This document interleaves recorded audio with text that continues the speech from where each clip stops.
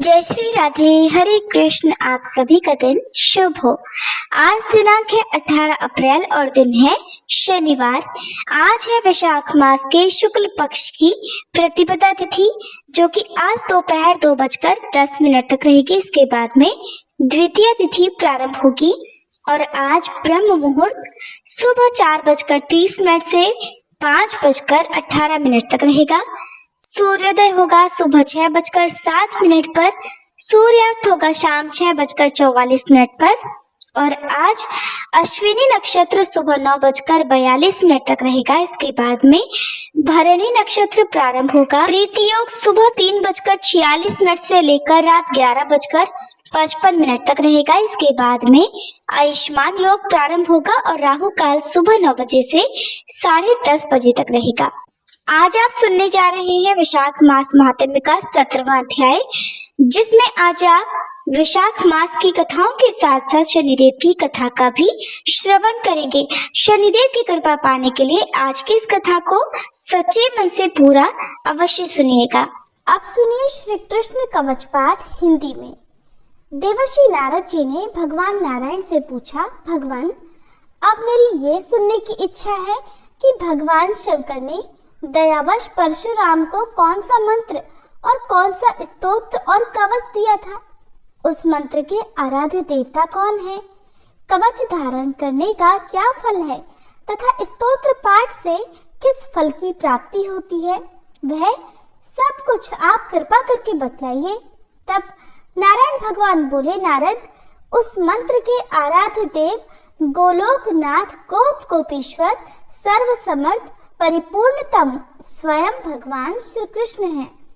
शंकर जी ने रत्न पर्वत के निकट स्वयं प्रभा नदी के तट पर पारिजात वन के मध्य स्थित आश्रम में लोकों के देवता माधव के समक्ष परशुराम को त्रैलोक्य विजय नामक परम अद्भुत कवच विभूति योग से संभूत महान पुण्यमय स्वतराज नाम वाला स्तोत्र और संपूर्ण कामनाओं का फल प्रदान करने वाला मंत्र कल्पतरु नामक मंत्र प्रदान किया था।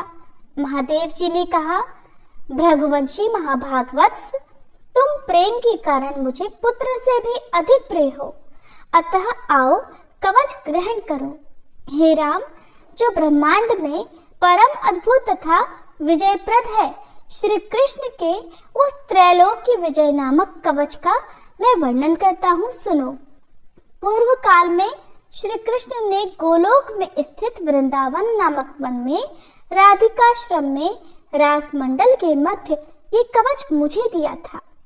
ये अत्यंत गोपनीय तत्व संपूर्ण मंत्र समुदाय का विग्रह स्वरूप पुण्य से भी बढ़कर पुण्यतर परमोत्कृष्ट है और इसे स्नेहवश मैं तुम्हें बता रहा हूँ, जिसे पढ़कर और धारण करके मूल प्रकृति भगवती आद्य शक्ति ने शुंभ निशुंभ महिषासुर और रक्तबीज का वध किया था, जिसे धारण करके मैं लोकों का संहारक और संपूर्ण तत्वों का जानकार हुआ हूँ तथा पूर्व काल में जो दुरंत और अवध्य थे, उन त्रिपुरों को खेल ही खेल में दग्ध कर सका हूँ, जिसे पढ़कर और धारण करके ब्रह्मा ने इस उत्तम सृष्टि की रचना की है, जिसे धारण करके भगवान शेष सारे विश्व को धारण करते हैं, जिसे धारण करके कूर्मराज शेष को लीला पूर्वक धारण किए रहते हैं, जिसे धारण करके स्वयं सर्वव्यापक भगवान वायु विश्व के आधार हैं, जिसे धारण करके वरुण सिद्ध और कुबेर धन के स्वामी हुए हैं, जिसे पढ़कर एवं धारण करके स्वयं इंद्र देवताओं के राजा बने हैं, जिसे धारण करके तेजो राशि स्वयं सूर्य भुवन में प्रकाशित होते हैं, जिसे पढ़कर एवं धारण करके चंद्रमा महान बल और पराक्रम से संपन्न हुए हैं, जिसे पढ़कर एवं धारण करके महर्षि अगस्त्य सातों समुद्रों को पी गए और उनके तेज से वातापी नामक दैत्य को पचा गए, जिसे पढ़कर एवं धारण करके पृथ्वी देवी सबको धारण करने में समर्थ हुई हैं, जिसे पढ़कर एवं धारण करके गंगा स्वयं पवित्र होकर भुवनों को पावन करने वाली बनी है,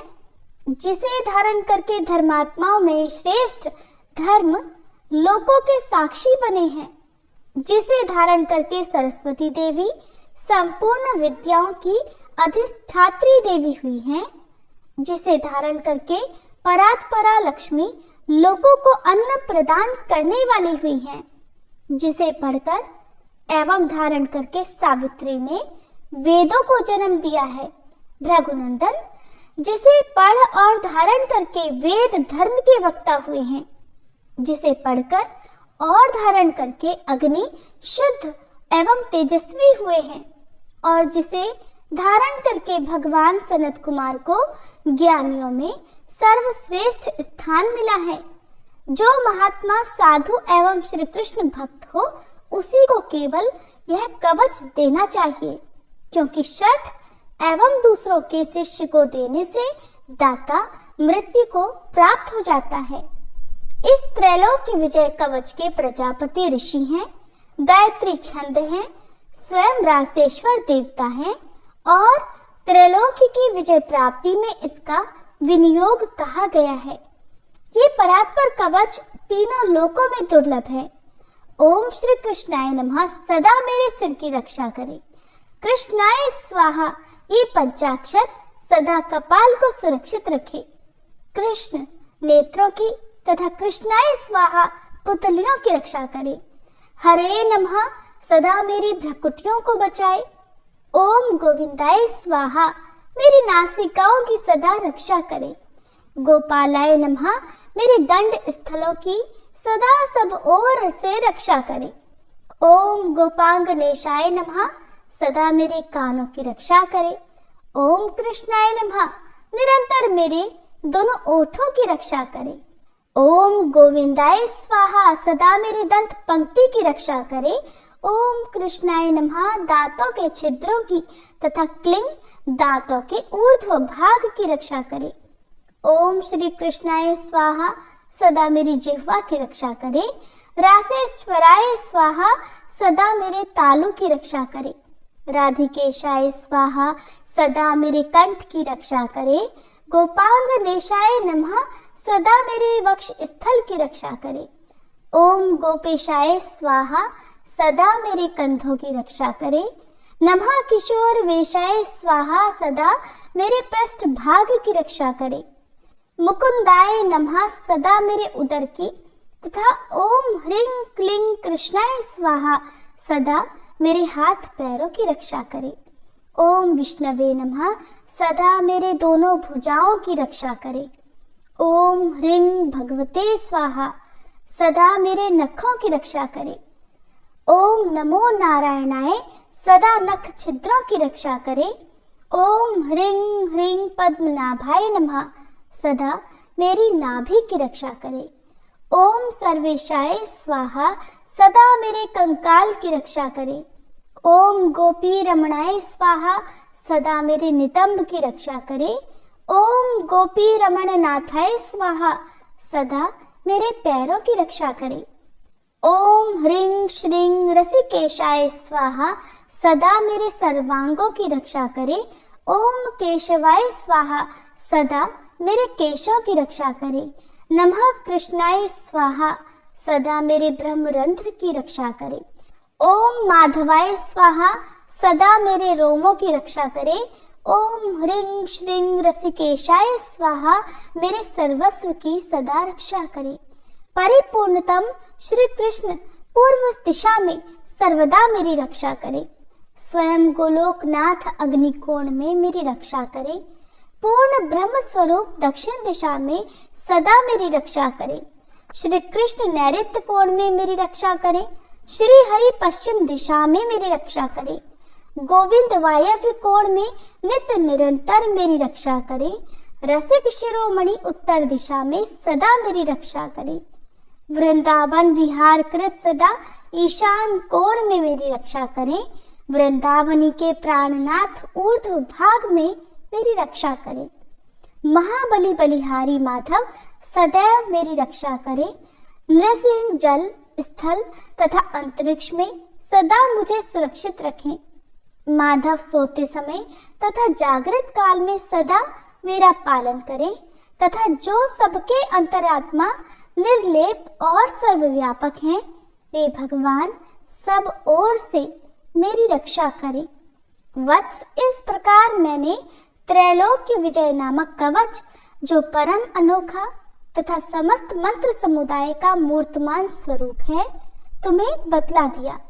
मैंने इसे श्री कृष्ण के मुख से श्रवण किया था। इसे जिस किसी को नहीं बतलाना चाहिए। जो विधि पूर्वक गुरु का पूजन करके इस कवच को गले में अथवा दाहिनी भुजा पर धारण करता है, वह भी विष्णु तुल्य हो जाता है, इसमें संशय नहीं है। वह भक्त जहाँ जाता है, जहाँ रहता है, वहाँ लक्ष्मी और सरस्वती भी निवास करती हैं। यदि उसे कवच सिद्ध हो जाता है तो वह जीवन मुक्त हो जाता है और उसे करोड़ों वर्षों की पूजा का फल प्राप्त हो जाता है। हजारों राजसूय, सैकड़ों वाजपेयी, 10,000 अश्वमेध, संपूर्ण महादान तथा पृथ्वी की प्रदक्षिणा, ये सभी इस त्रैलोक्य विजय की 16वीं कला की भी समानता नहीं कर सकते। व्रत उपवास का नियम, स्वाध्याय, अध्ययन, तपस्या और समस्त तीर्थों में स्नान, ये सभी इसकी एक कला को भी नहीं पा सकते। यदि मनुष्य इस कवच को सिद्ध कर ले तो निश्चय ही उसे सिद्धि, अमरता और श्री हरि की दास्ता आदि सब कुछ मिल जाता है। जो इसका 10 लाख जप करता है, उसे यह कवच सिद्ध हो जाता है। और जो सिद्ध कवच होता है वह निश्चय ही सर्वज्ञ हो जाता है। परंतु जो इस कवच को जाने बिना श्री कृष्ण का भजन करता है, उसकी बुद्धि अत्यंत मंद है। उसे करोड़ों कल्पों तक जप करने पर भी मंत्र सिद्धिदायक नहीं होता। वत्स, इस कवच को धारण करके तुम आनंद पूर्वक निशंक होकर अनायास ही 21 बार पृथ्वी को क्षत्रियों से शून्य कर डालो। पुत्र, प्राण संकट के समय राज्य दिया जा सकता है, सिर कटाया जा सकता है और प्राणों का परित्याग भी किया जा सकता है, परंतु ऐसे कवच का दान कभी नहीं करना चाहिए। इति श्री कृष्ण कवचम पाठ संपूर्णम। एक बार की बात है कि सभी नवग्रहों में, जिनमें सूर्य, चंद्र, मंगल, बुध, बृहस्पति, शुक्र, शनि, राहु और केतु में विवाद छिड़ गया कि इन सब में बड़ा कौन है। सभी आपस में विवाद करने लगे, लेकिन कोई निर्णय न निकलने पर देवराज इंद्र के पास वे निर्णय कराने पहुंचे। सभी ग्रहों को अपने सामने उपस्थित देखकर इंद्रदेव घबरा गए। फिर उन्होंने निर्णय करने में अपनी असमर्थता जताई, परंतु उन्होंने ये भी कहा, इस समय पृथ्वी पर राजा विक्रमादित्य का राज है, जो कि अति न्यायप्रिय है, वे ही इसका निर्णय कर सकते हैं। तब सभी ग्रह एक साथ राजा विक्रमादित्य के पास पहुंचे और अपना विवाद बताया, साथ ही निर्णय करने के लिए भी कहा। राजा विक्रमादित्य इस समस्या से चिंतित थे, क्योंकि वे जानते थे कि जिस किसी को भी छोटा बताया वही क्रोधित हो उठेगा। तब राजा को एक उपाय सूझा। उन्होंने स्वर्ण, रजत, कांस्य, पीतल, शीशा, रांगा, जस्ता, अभ्रक और लोहे से 9 सिंहासन बनवाए और उन्हें इसी क्रम से रख दिया। फिर उन सबसे निवेदन किया कि आप सभी अपने अपने सिंहासन पर स्थान ग्रहण करें। जो भी अंतिम सिंहासन पर बैठेगा वही सबसे छोटा होगा। इसके अनुसार लौह सिंहासन सबसे बाद में होने के कारण शनिदेव सबसे बाद में बैठे तो वही सबसे छोटे कहलाए। अब शनिदेव को लगा कि राजा ने ऐसा जानबूझकर किया है, तो वह क्रोध में आकर राजा विक्रमादित्य से बोले, राजा तू मुझे नहीं जानता। सूर्य एक राशि में 1 महीना, चंद्रमा 2.25 दिन, मंगल 1.5 महीना, बृहस्पति 13 महीने, बुध और शुक्र 1-1 महीने विचरण करते हैं, लेकिन मैं 2.5 से 7.5 साल तक रहता हूँ। बड़े बड़ों का मैंने विनाश किया है। श्री राम की 7.5 आई तो उन्हें वनवास हो गया। रावण की आई तो उसकी लंका को वानरों की सेना से हारना पड़ा। अब तुम सावधान होकर रहना। ऐसा कहकर कोपित हुए शनिदेव जी वहां से चले गए और तब अन्य ग्रह भी खुशी खुशी चले गए। कुछ समय बाद राजा की 7.5 आई। तब शनिदेव घोड़ों के सौदागर बनकर वहां आए। उनके पास कई सारे बढ़िया घोड़े थे। राजा ने ये समाचार सुनकर अपने अश्वपाल को अच्छे घोड़े खरीदने की आज्ञा दी। उसने कई अच्छे घोड़े खरीदे और एक सर्वोत्तम घोड़े को राजा की सवारी करने दे दिया। अब जैसे ही राजा उस घोड़े पर सवार हुए, वह घोड़ा सरपट वन की ओर भागा और घने जंगल में पहुंचकर वह अंतर्ध्यान हो गया। अब राजा भूख प्यास से भटकते रहे। तब एक ग्वाले ने उन्हें पानी पिलाया। राजा ने प्रसन्न होकर उसे अपनी अंगूठी दी और वह अंगूठी देकर राजा अपने नगर को चल पड़े। वहां उन्होंने अपना नाम उज्जैन निवासी वीका बताया और वहां उन्होंने एक सेठ की दुकान में रुककर जलपान किया। कुछ देर रुककर आराम भी किया। भाग्यवश उस सेठ की उस दिन खूब बिक्री हुई। अब सेठ रूप बदले हुए राजा विक्रमादित्य को अपने साथ अपने घर ले गया। वहां पर राजा ने खूंटी पर देखा कि एक हार टंगा हुआ है जिसे खूंटी निगल रही है। देखते ही देखते थोड़ी देर में पूरा हार गायब हो गया। तब सेठ ने वापस आने पर देखा कि हार तो गायब है। सेठ ने समझा कि वीका ने ही उसे चुराया है। फिर तो सेठ ने कोतवाल के पास उन्हें पकड़वा दिया। अब उस नगर के राजा ने भी राजा विक्रमादित्य को चोर समझकर उनके हाथ पैर कटवा दिए और नगर के बाहर फेंकवा दिया। वहां से एक तेली निकल रहा था जिसे दया आई और उसने वीका को अपनी गाड़ी में बिठाया। वह अपनी जीभ से बैलों को हाँकने लगा। उस समय तक राजा की शनि दशा समाप्त हो गई। वर्षा ऋतु आने पर राजा मल्हार गाने लगे। राजा जिस नगर में थे वहां की राजकुमारी मनभावनी को उनका गाना इतना पसंद आया कि उसने मन ही मन प्रण कर लिया कि वह उस राग गाने वाले से ही विवाह करेगी। राजकुमारी ने दासी को राग गाने वाले को ढूंढने भेजा। तब दासी ने बताया कि वह तो एक चौरंगिया अर्थात अपाहिज है, परंतु राजकुमारी नहीं मानी। अगले ही दिन वह भूख प्यास त्याग कर अनशन पर बैठ गई कि विवाह करेगी तो उसी से करेगी। बहुत समझाने पर भी जब राजकुमारी नहीं मानी तो राजा ने उस तेली को बुला भेजा और विवाह की तैयारी करने को कहा। फिर तो उसका विवाह राजकुमारी से हो गया। तब एक दिन सोते हुए स्वप्न में शनिदेव ने राजा को दर्शन देकर कहा कि राजन, देखा तुमने मुझे छोटा बताकर कितना दुख झेला है। तब राजा ने उनसे क्षमा मांगी और प्रार्थना करते हुए कहा, हे शनिदेव, जैसा दुख मुझे दिया है किसी और को मत दीजिएगा। तब शनिदेव मान गए और कहा कि जो मेरी कथा और व्रत करेगा उसे मेरी दशा में कभी कोई दुख नहीं होगा। जो व्यक्ति रोज मेरा ध्यान करेगा और चींटियों को आटा डालेगा उसकी भी सभी मनोकामनाएं पूर्ण होंगी। और ऐसा कहकर शनिदेव ने राजा को हाथ पैर वापस कर दिए। इधर प्रातःकाल आंख खुलने पर राजकुमारी ने देखा तो वह बड़ी आश्चर्यचकित हुई। तब वीका अर्थात राजा विक्रमादित्य ने राजकुमारी को बताया कि वह उज्जैन के राजा विक्रमादित्य हैं। जानकर सभी अत्यंत प्रसन्न हुए। सेठ ने जब सुना तो वह राजा के पैरों पर गिरकर क्षमा मांगने लगा। राजा ने कहा कि ये तो शनिदेव का क्रोध था, इसमें किसी का कोई दोष नहीं।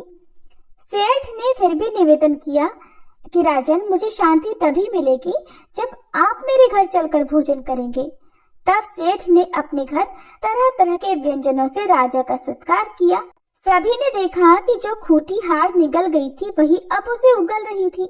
सेठ ने अनेक मोहरे देकर राजा का धन्यवाद किया। इसके बाद राजा रानी को लेकर अपने राज्य वापस लौट आए, जहाँ पर उनका खूब धूमधाम से स्वागत किया गया। राजा विक्रमादित्य ने कहा कि उन्होंने शनिदेव को छोटा बताया था, लेकिन वे तो सर्वश्रेष्ठ है। तब से राजा विक्रमादित्य के राज में शनिदेव की पूजा और कथा रोज होने लगी। प्रेम से बोले शनिदेव महाराज की जय। अब सुनिए बांदरी की कहानी। एक बार एक राजा था। वह वैशाख मास में प्रतिदिन ब्रह्म मुहूर्त में उठकर गंगा जी में स्नान किया करता था। राजा का आदेश था कि मुझसे पहले गंगा जी में कोई भी स्नान नहीं करेगा।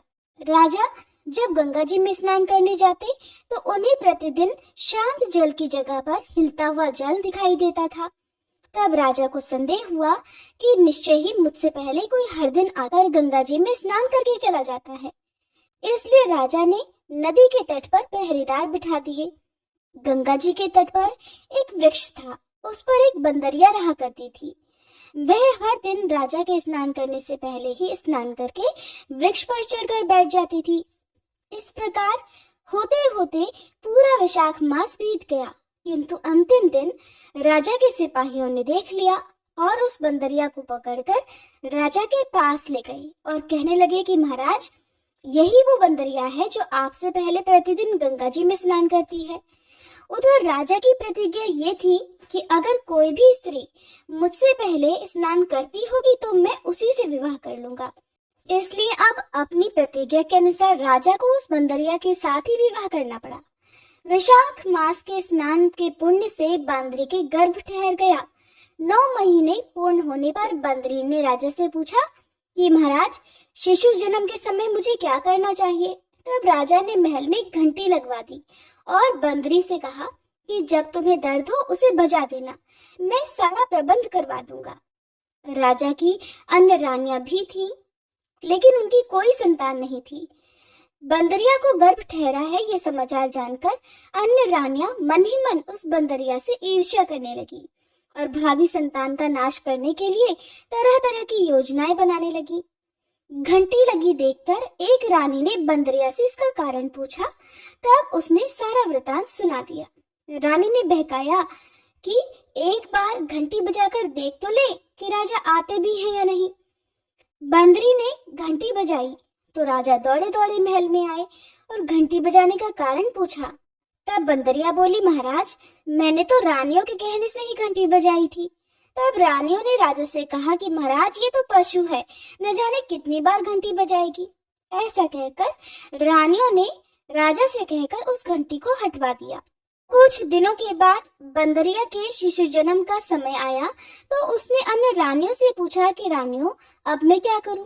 तब रानी कहने लगी कि तुम आंखों पर पट्टी बांधकर सो जाओ।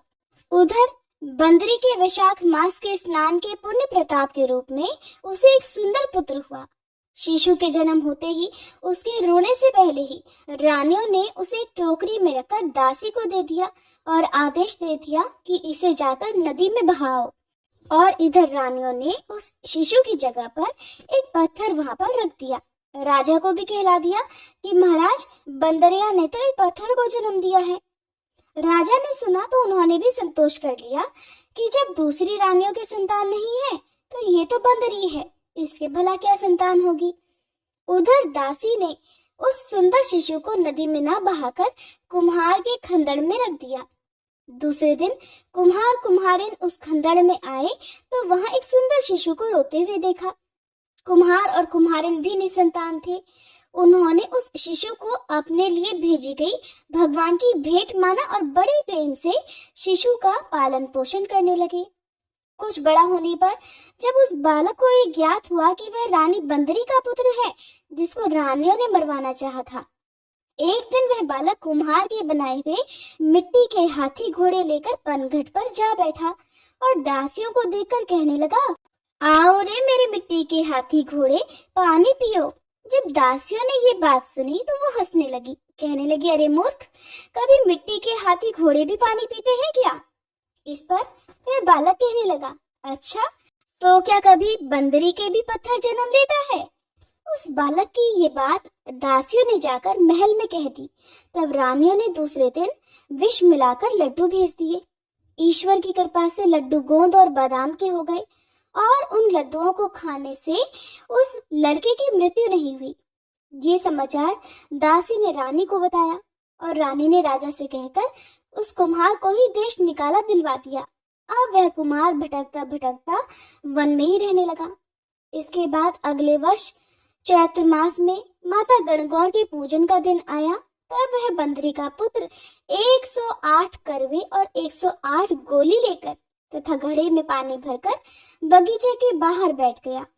उधर राजा की और साहूकार की पुत्रियां गणगौर बनाने के लिए मिट्टी लेने के लिए आईं और बगीचे में खेलने और झूलने लगी। इसी कारण कुछ समय बाद उन्हें जोर की प्यास लगी। तब उन्होंने उस बंदरी के पुत्र से जल पिलाने के लिए कहा। तब वह बालक कहने लगा कि मेरे पास एक गोली है, उसे खाते जाओ और मेरे चारों ओर चक्कर लगाती जाओ, तब मैं तुम्हें जल पिलाऊंगा। इस बार पहले तो कन्याओं ने मना किया, किंतु तेज प्यास लगने के कारण वे तुरंत मान गई। इस प्रकार वह गोली खाने और उस युवक के साथ फेरे लेने से वह गर्भवती हो गई।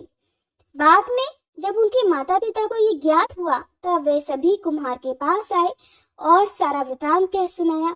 फिर कहा कि तेरे पुत्र ने हमारी कन्याओं से विवाह कर लिया है, अब तो तुम्हें इन्हें अपने पास ही रखना होगा। तब कुम्हार ने निर्धन होने के कारण मजबूरी व्यक्त की। कुम्हार कहने लगा, महाराज मैं तो बहुत गरीब हूँ, इन सभी बहुओं को मैं अपने घर पर कहाँ और कैसे रखूंगा, क्या खिलाऊंगा। तब कन्याओं के माता पिता ने बहुत सारा धन देकर अपनी कन्याओं को कुम्हार के घर विदा कर दिया और कुम्हार के घर 108 बहुएं आ गईं। बाद में उनके 108 ही पोते हो गए। कुम्हार ने समस्त नगरी को भोजन हेतु निमंत्रण दिया और राजा को भी बुलवा लिया। राजा के यहाँ से रानी बांदरी के अलावा सब भोजन करने के लिए पधारे। तब वे राजकुमार जो कुम्हार के घर में पला बढ़ा था, राजा की आज्ञा लेकर बंदरी को लेने रथ पालकी लेकर गया और लाकर सभा में सबसे ऊंचे सोने के आसन पर बिठा दिया। राजकुमार ने अपनी सभी पत्नियों को समझा दिया था कि बंदरी मुझे जन्म देने वाली माता है। फिर तो एक एक बहू रानी बांदरी के चरण स्पर्श करती गई और एक एक सोने का सिक्का और पोते को गोद में देती गई। जब राजा और दूसरी रानियों ने ये सब देखा तो कुम्हार के पुत्र से इसका कारण पूछा। रानियों को तो संदेह होने लगा कि ये अवश्य ही बंदरी का पुत्र है। अब तो रानियां रूठकर राजा से कहने लगी कि कुम्हार के पुत्र ने हमारा अपमान किया है और बंदरी का सम्मान किया है, इसलिए हम लौट कर जा रहे हैं। इधर राजा को पुत्र के जन्म का सारा रहस्य पता चल गया था, इसलिए उन्होंने अपनी सभी रानियों को देश निकाला दे दिया और अपने पुत्र, सभी पुत्र वधुओं और पौत्रों को लेकर महल में आ गया। फिर राजकुमार का राजतिलक कराया गया। कुम्हार कुम्हारिन को राजकुमार ने महल में रहने के लिए निवेदन किया, किंतु वे नहीं माने। तब राजा ने उन्हें ढेर सारा धन देकर विदा कर दिया। वैशाख स्नान का इतना महत्व है तो सबको वैशाख स्नान करना चाहिए। बंदरी ने वैशाख स्नान किया तो उसे राजा का राज्य, पुत्र, बहुएं आदि प्राप्त हुई। ईश्वर जैसे बंदरी को पुण्य मिला, इसी प्रकार वैशाख स्नान और वैशाख मास की कथाएं सुनने वाले सभी भक्तों को देना, सभी की मनोकामनाएं पूर्ण करना। ये थी वैशाख मास में सुनी जाने वाली बांदरी की कहानी। प्रिय श्रोताओ, आपने कान्हा जी के भक्तों की और कान्हा जी की भक्ति की कहानियां तो बहुत सुनी होंगी। आज आपको सुनाते हैं राधा रानी की एक सच्ची कहानी। जैसे कान्हा जी अपने सच्चे भक्तों पर बहुत जल्दी प्रसन्न हो जाते हैं और उनकी पुकार सुनकर वो दौड़े चले आते हैं, उसी तरह राधा रानी भी अपने भक्तों की पुकार जरूर सुनती हैं। एक बार की बात है, एक सेठ जी थे और एक गांव में रहा करते थे। भरा पूरा परिवार था। वो बहुत धनी थे। उनके 3 बेटे थे, लेकिन उनकी कोई भी बेटी नहीं थी। इस बात की कमी सेठ जी को बहुत खलती थी। कुछ समय बीता तो एक दिन सेठ जी की पत्नी का देहांत हो गया। समय का पहिया घूमता रहा। समय हुआ तो विवाह योग्य सभी बेटों का विवाह भी कर दिया गया। सेठ जी का अच्छा खासा कारोबार था। दिन भर सेठ जी के बेटे कारोबार संभालते और शाम होने पर अपने बच्चे और अपनी पत्नियों के साथ व्यस्त रहते। सेठ जी की सुनने वाला अब परिवार में कोई नहीं था।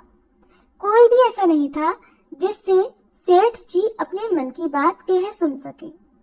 सेठ जी को शुरू से ही इस बात का बड़ा अफसोस था कि उनकी कोई बेटी नहीं है और अब उनकी पत्नी भी उनके साथ नहीं थी।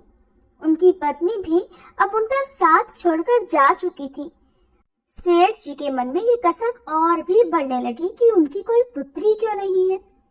एक दिन एक बहुत पहुंचे हुए महात्मा सेठ जी के घर पर आए और उन्हें दुखी देखकर पूछने लगे कि सेठ जी क्या बात है, तुम्हें किस बात की परेशानी है, तुम इतना दुखी क्यों लग रहे हो। तब सेठ जी ने अपने दुख का कारण उन महात्मा को बताया कि महात्मा जी, मेरी कोई भी बेटी नहीं है। इस कारण से मुझे अपने जीवन में ये अभाव लगा रहता है और मुझे बड़ा अफसोस होता है, बहुत दुख होता है कि मेरी कोई बेटी क्यों नहीं है।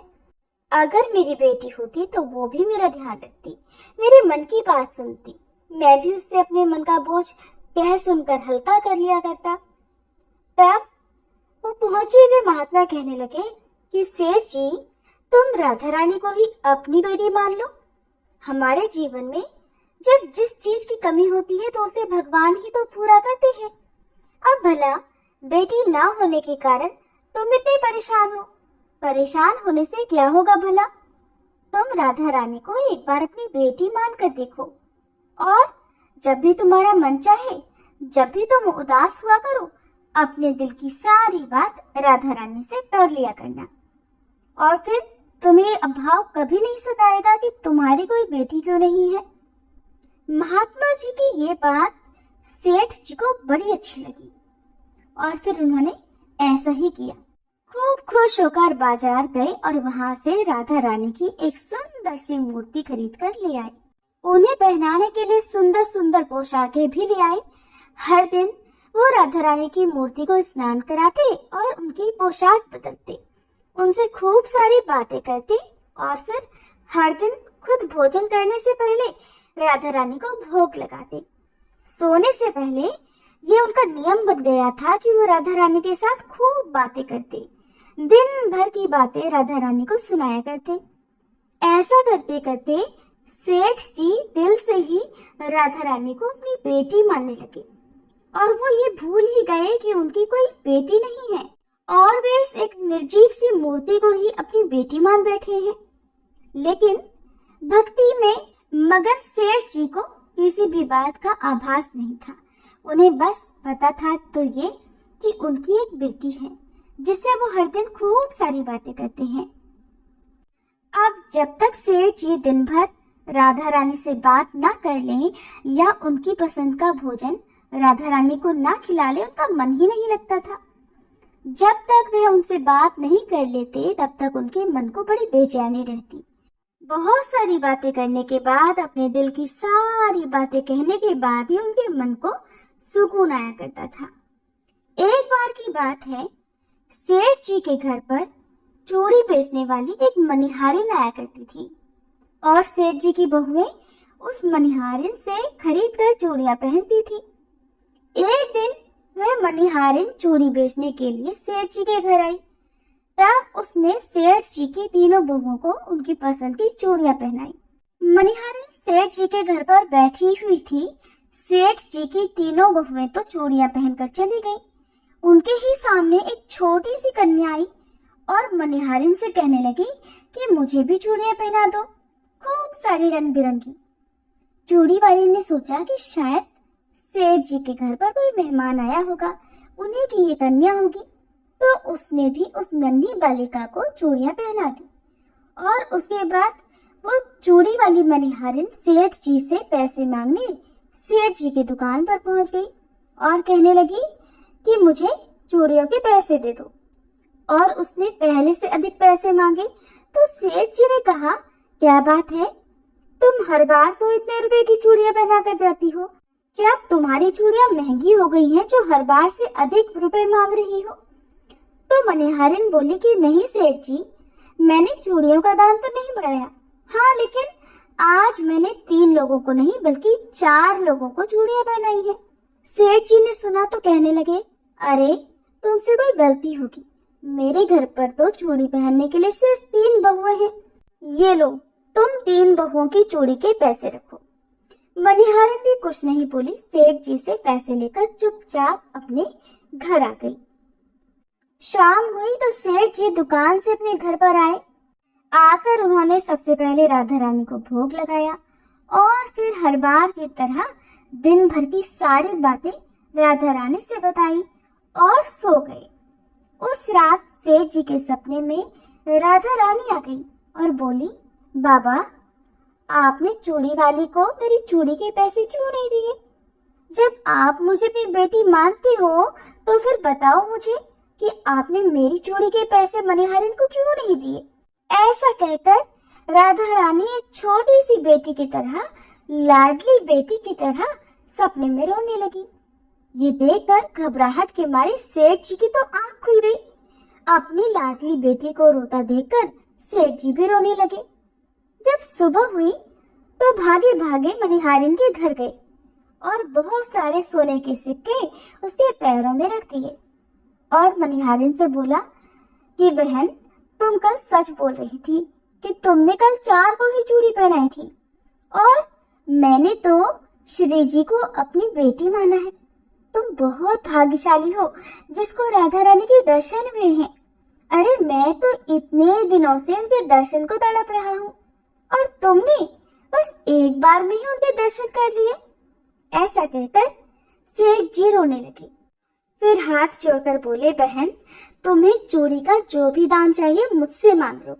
सेठ जी को रोता देखकर मनिहारिन की आंखों में भी आंसू आ गए और मन ही मन सोचने लगी कि जब मुझे खुद राधा रानी के दर्शन हो ही गए हैं तो फिर भला मुझे सेठ जी से दाम क्यों लेने और मुझे इससे ज्यादा क्या चाहिए।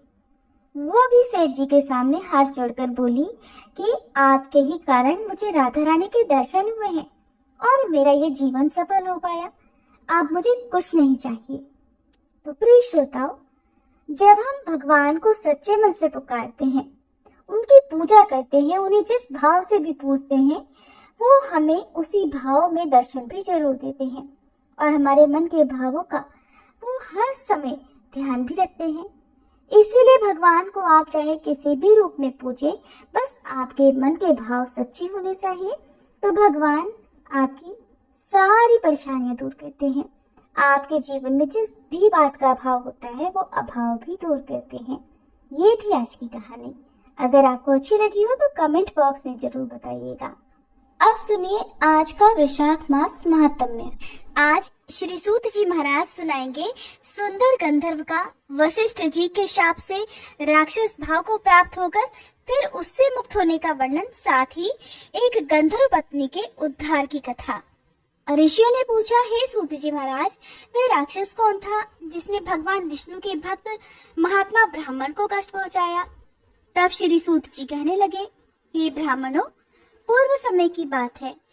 श्रीरंग क्षेत्र में जो वैकुंठ के सदृश भगवान विष्णु का विशाल मंदिर है, उसमें वशिष्ठ और अत्रि आदि महातेजस्वी मोक्ष के लिए वैष्णव भक्तों को अभय प्रदान करने वाले देवेश्वर श्री भगवान विष्णु की उपासना किया करते थे। एक दिन वीरबाहु का बलवान पुत्र सुंदर नाम वाला गंधर्व सैकड़ों स्त्रियों के साथ उस क्षेत्र में आया और एक जलाशय में निर्वस्त्र हुई युवतियों के साथ ही आनंद पूर्वक जल विहार करने लगा।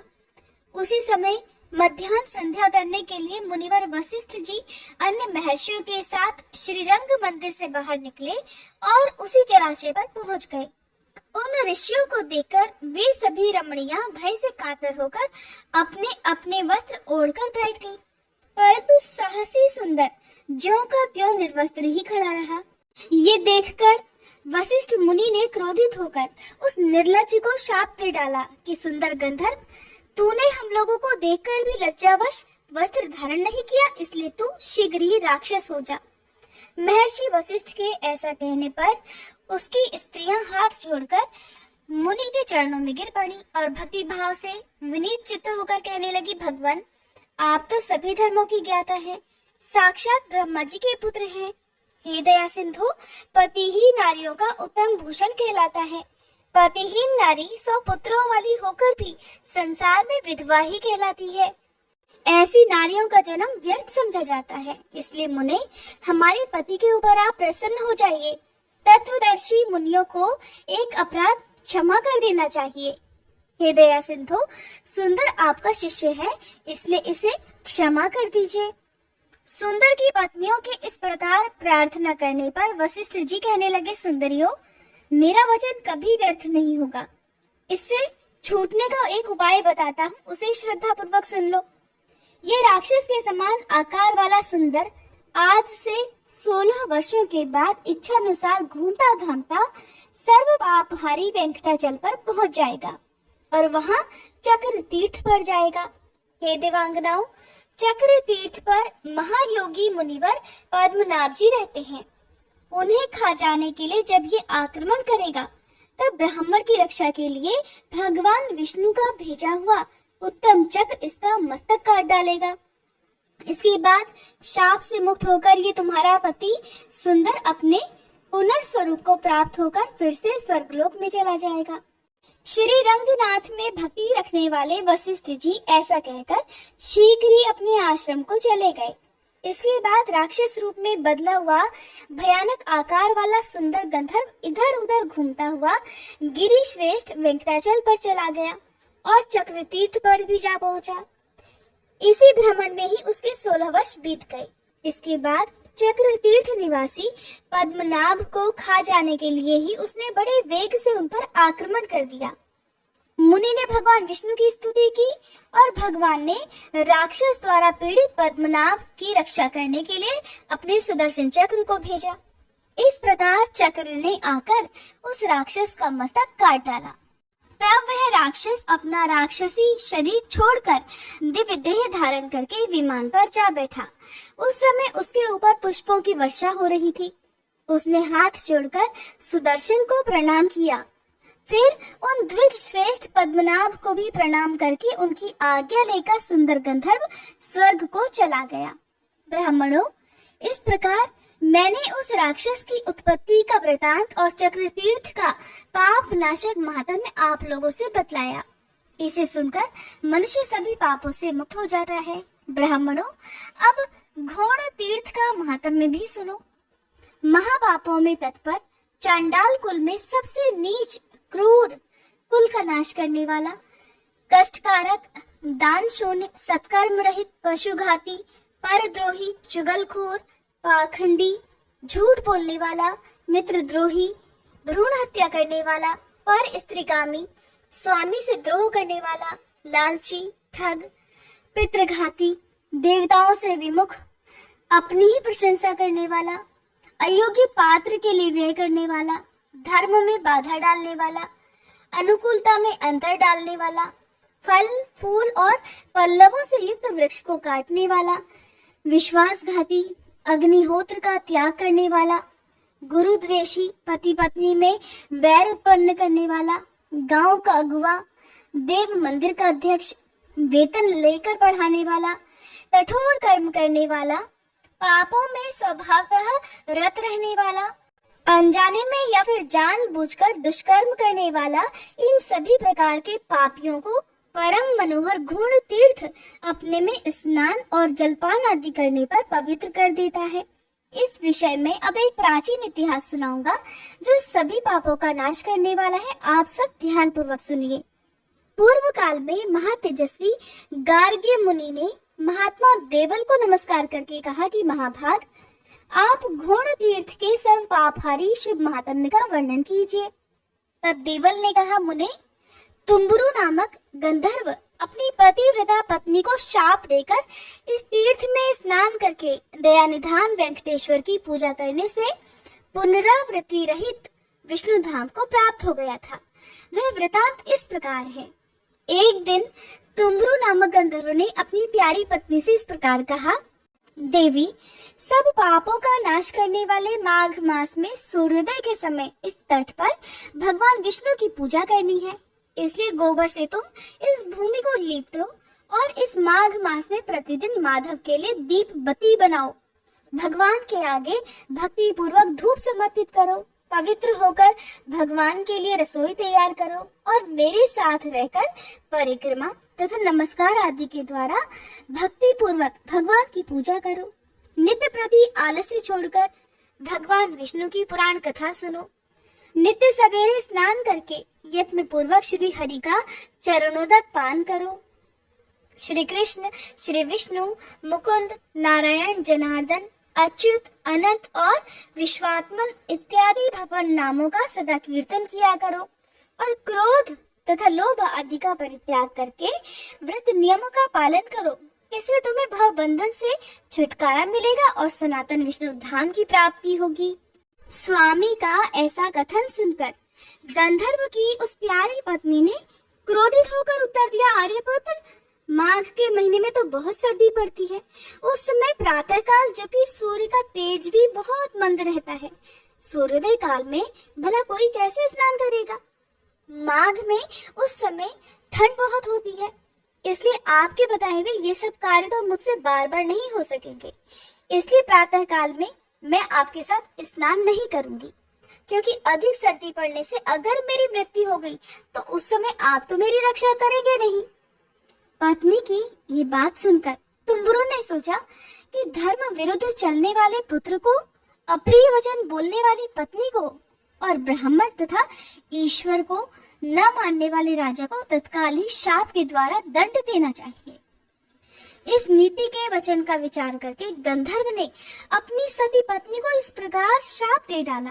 अरे ओ मूर्ख, 100 पापों का नाश करने वाले परम पुण्यमय वेंकटाचल पर घोड़ तीर्थ के समीप जो पीपल का वृक्ष है उसके खोखले में तो मेंढकी बन जा।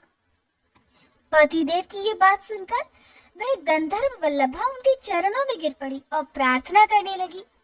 तब तुम्बुरु ने उसे शाप से मुक्त होने का यह उपाय बताया कि अपनी इंद्रियों पर विजय पाने वाले परम तपस्वी महाभाग अगस्त्य मुनि जब महातिथि पूर्णिमा को परम उत्तम घोड़ तीर्थ में जाकर स्नान करेंगे और उसी पीपल वृक्ष के समीप बैठकर शिष्यों को घोड़ तीर्थ का महात्म्य बतलाएंगे, उस समय पीपल के खोखले में ही एकाग्र चित्त होकर जब तुम मोक्षदायक घोड़ तीर्थ का महात्म्य सुनोगी तब सभी पापों का नाश करके मेरे साथ आ मिलोगी। गंधर्व के ऐसा कहने पर उसकी धर्म पत्नी चुप हो गई। स्वामी के शाप से उसने मेढक के शरीर में प्रवेश किया और धीरे धीरे शेषाचल के शिखर पर घोड़ तीर्थ के दक्षिण उस पीपल वृक्ष के खोखल में जाकर रहने लगी। उसके बाद किसी समय अगस्त्य जी मनोहर वेंकटाचल पर गए। वहां उन्होंने नियम पूर्वक स्वामी तीर्थ में स्नान करके वराह स्वामी को नमस्कार किया। इसके बाद उस तीर्थ के दक्षिण वेंकटेश जी के मंदिर में जाकर वेदों के द्वारा जानने योग्य विशाल नेत्र वाले सनातन देव दयानिधान श्रीनिवास जी को मस्तक झुकाया। उसके बाद वे घोड़ तीर्थ में गए और वहां शिष्यों के साथ उस श्रेष्ठ तीर्थ में स्नान करके उसी पीपल वृक्ष की छाया में जा बैठे। उस समय उन्होंने शिष्यों से भक्ति पूर्वक घोड़ तीर्थ का पवित्र महात्म्य वर्णन किया, जो ब्रह्मत्या का नाश करने वाला तथा सभी मंगलों और समस्त संपदाओं को देने वाला है। उस महात्म्य को सुनकर वह मेंढकी पहले की तरह गंधर्व पत्नी के मनोहर स्वरूप को प्राप्त होकर योगी अगस्त्य जी के चरणों में गिर पड़ी और कहने लगी, योगियों में श्रेष्ठ हे दयानिधान अगस्त्य जी, मेरी रक्षा कीजिए, रक्षा कीजिए। ब्राह्मण, मैं पति के वचनों का विरोध करने वाली स्त्री हूँ, दया करके आप मेरी रक्षा कीजिए। अगस्त्य जी बोले, देवी, तुम्हारे पति की बुद्धि बड़ी तीक्ष्ण है। उन्होंने जो रोष में आकर तुम्हें शाप दिया है वह पति के वचनों का विरोध करने वाली तुम जैसी स्त्री के लिए उचित ही है। जो स्त्री पति के वचनों की अवहेलना करके अपनी इच्छा के अनुसार व्यवहार करती है वह जब तक चंद्रमा और तारे रहते हैं तब तक घोर नरक में निवास करती है। स्त्रियों के लिए स्वतंत्रता उचित नहीं है। उन्हें पति की आज्ञा का उल्लंघन नहीं करना चाहिए। स्त्रियां पति की सेवा तथा पतिव्रत रूपी पुण्य से ही भगवान विष्णु के परम धाम में जाती हैं। स्त्रियों के लिए पति ही माता है, पति ही विष्णु है, पति ही ब्रह्मा है और पति ही शिव है। पति ही गुरु है तथा पति ही तीर्थ है, ऐसा विद्वान पुरुष मानते हैं। पति की बात टालकर जो स्त्री दूसरे पुण्यों में सदा लगी रहती है वो भी शुद्ध नहीं होती। वही स्त्री जब पति की प्रेरणा के अनुसार चलती है, पति की बुद्धि के अधीन रहती है और पति के चरणार बिंदों के पवित्र जल से अपना अभिषेक करती है, तब भगवान को प्रिय होती है। इसलिए तुम्हारा किया हुआ दोष ही तुम्हें इस शाप के रूप में प्राप्त हुआ था। उसे यहाँ भोग कर घोड़ तीर्थ का महात्म्य सुनते सुनते तुम्हारी उस शाप से मुक्ति हो गई और पहले के समान तुम्हें सुंदर अंगों वाला नारी रूप फिर से प्राप्त हो गया। इसलिए विद्वान पुरुष घोड़ तीर्थ को परम पवित्र मानते हैं। जो मनुष्य सब पापों का नाश करने वाले इस इतिहास को सुनता है वह वाजपेयी यज्ञ का फल पाता है और उसे अंत में सनातन विष्णु लोक की प्राप्ति होती है। हरे कृष्ण। इसी के साथ आज का अध्याय समाप्त हुआ। इसके आगे का वृतांत आप सभी कल सुनिएगा। आप सुनिए शनि चालीसा पाठ और तुलसी माता की आरती। श्री शनि चालीसा पाठ।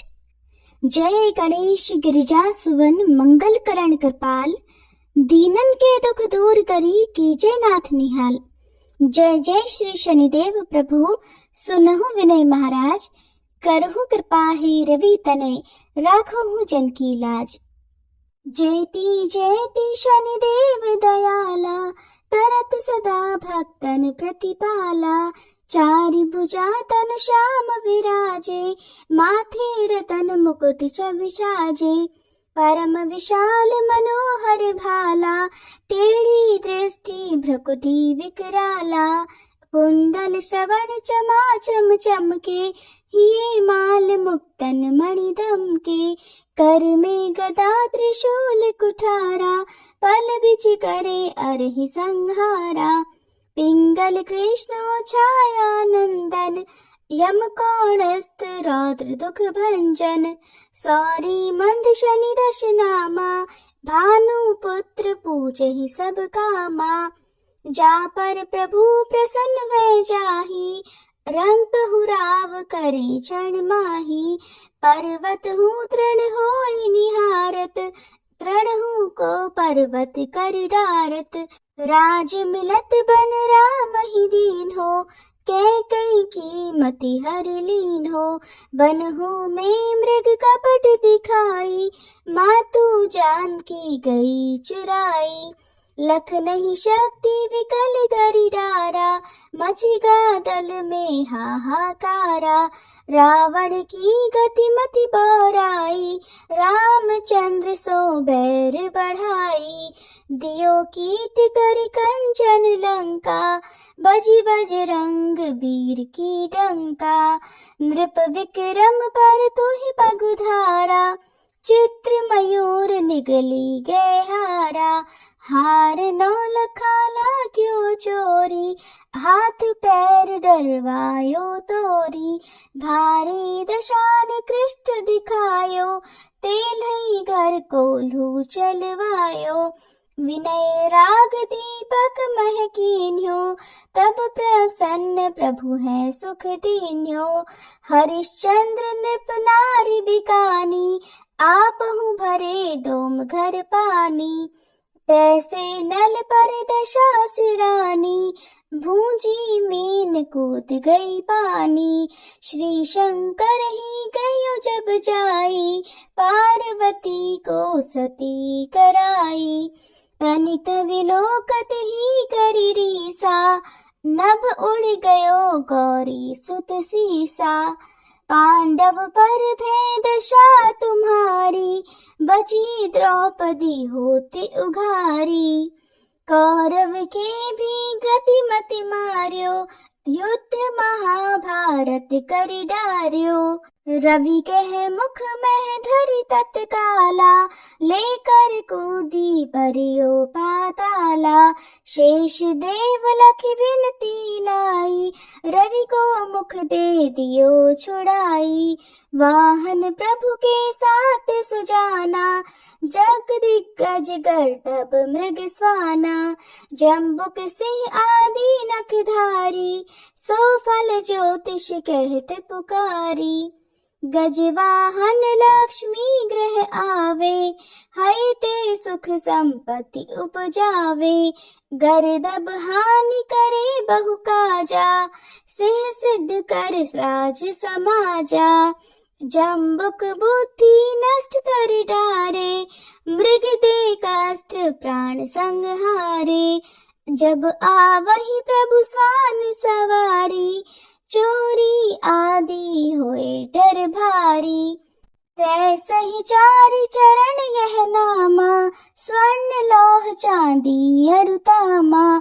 लौह चरण पर जब प्रभु आवे, धन जन संपत्ति नष्ट करावे। समता ताम्र रजत शुभकारी, स्वर्ण सर्व सर्व सुख मंगल भारी। जो यह शनि चरित्र नित गावे, कबहु न दशा निकृष्ट सतावे। अद्भुत नाथ दिखावे लीला, करे शत्रु के नश बल ढीला। जो पंडित सुयोग्य बुलवाई, विधिवत शनि ग्रह शांति कराई।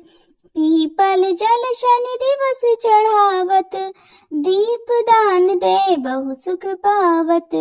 कहत राम सुंदर प्रभु दासा, शनि सुमिरत सुख होत प्रकाशा। पाठ शनिश्चर देव को की हो भक्त तैयार, करत पाठ 40 दिन हो भवसागर पार। शनिदेव महाराज की जय। तुलसी महारानी नमो नमो, हरि की पटरानी नमो नमो।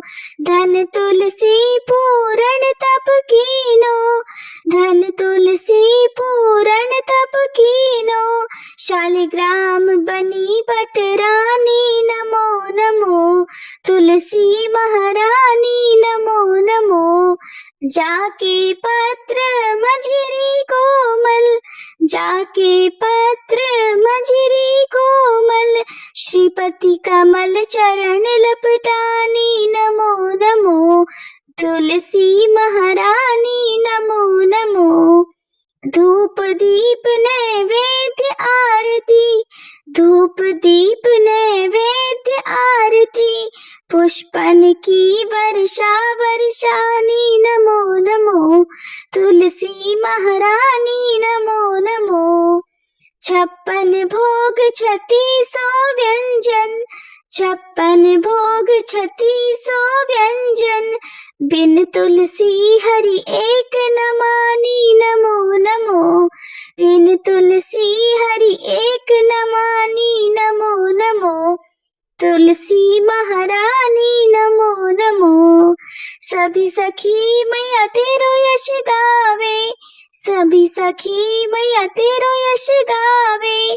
भक्ति दान दीजे महारानी नमो नमो, तुलसी महारानी नमो नमो।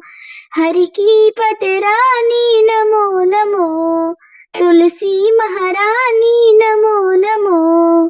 तुलसी मैया की जय।